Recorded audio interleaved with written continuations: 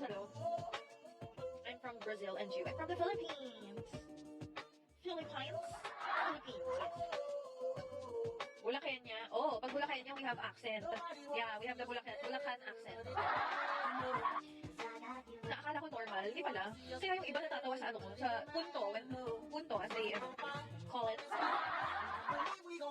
Parang, kanina na, andyan lang eh. Ganon. Ay, hindi ko alam. May gumawa ba? Kanina na, andyan lang eh. Ganon. Yeah, we have, accent or punto. Here in Bulacan. Sino to si Mysterious Man?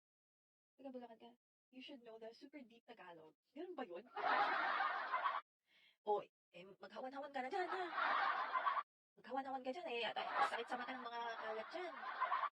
Kasi nanay ko kasi, Batanggenya sila. Sa mother side ko, from Batangas sila. So, naghalo yung punto ng Batangas and Bulacan sa nanay ko. Kaya, hindi nilang kanina yun, ha? Ako yung utas na. Maghawan-hawan ka na diyan. May accent na. Tapos, ano pa ba? Ano pa ba yung mga words niya? Yung nanay ko, maraming mga malalalim na Tagalog words. Tinatanong ko pa kung ano yun. Ito. Wait, nabubulol ako. Malagihay? Ba't malagihay pa yan, ah? Parang yung in English, it's damp. Kasi parang may hawak akong towel nun.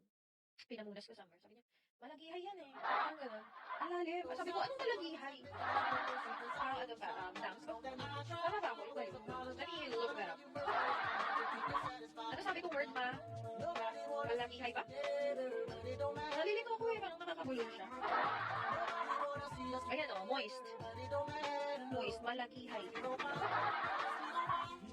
Mamasa-masa. That's what it means. Hi, Ace. Ano gawa mo? Ay, wow. Damp. Ayan, tama ko, damp. Malagihay means damp.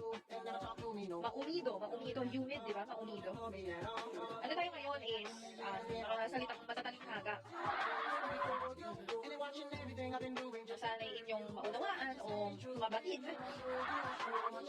Gumagana pa ba yung Tagalog? Hello?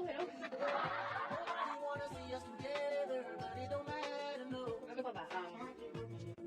Diba dati nung high school, uso yung mga essay?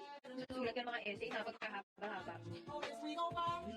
Na may kasamang mga matatalikhagang salita.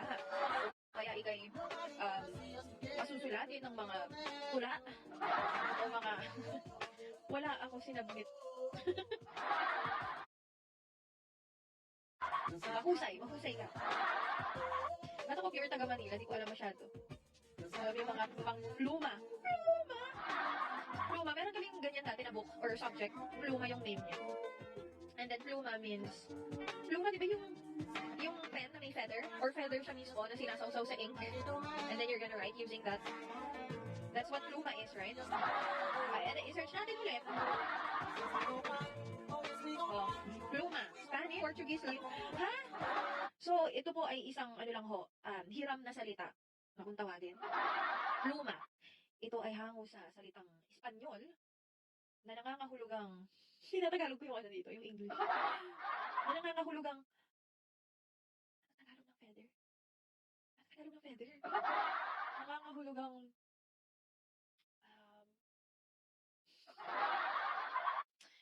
ayun, feather.